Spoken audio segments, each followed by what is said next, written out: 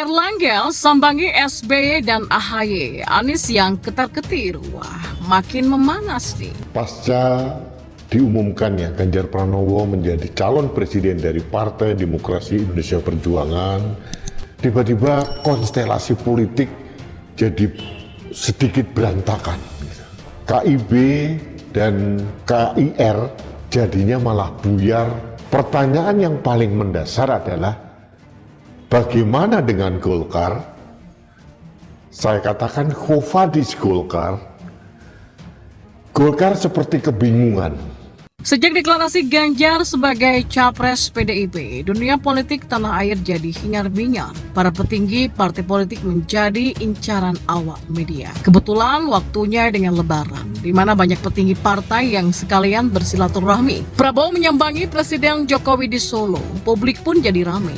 P3 mengumumkan dukungan terhadap pencapresan Ganjar, media juga ramai. P3 mengumumkan dukungan terhadap pencapresan Ganjar, media ramai lagi. Lalu para Ketua Umum Koalisi Indonesia Bersatu atau KIB bertemu, publik juga ramai. Apalagi awalnya ada rencana Prabowo bergabung untuk bertemu dengan para Ketua Umum Partai KIB ini. Namun gak jadi ya, dan yang terakhir kemarin itu, Ketua Umum Golkar menyambangi SBY dan AHY di Cikeas. Publik pun ramai lagi.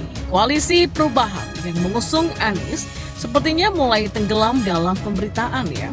Sebelumnya pemberitaan politik seakan terpusat ke sana. Terpusat kegiatan Anies bersifat safari politik ke berbagai daerah. Terpusat pada pilihan-pilihan cawapres untuk mendampingi Anies. Terpusat pada kapan Koalisi Perubahan mendeklarasikan Anies secara resmi. Namun sekarang partai-partai politik lain seperti PDIP, Gerindra, Golkar, P3, PKB, PSI, dan lain-lain yang meramaikan pemberitaan media. Apakah ini pertanda bahwa Anies mulai meredup, mulai tidak menarik?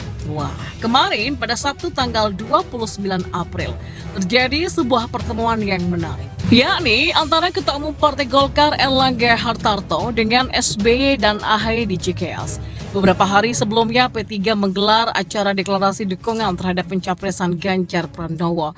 Padahal P3 merupakan bagian dari koalisi KIB bersama PAN dan Golkar. Mengenai nasib koalisi KIB, ketiga ketua umumnya sudah melakukan pertemuan pada hari Kamis lalu, 27 April.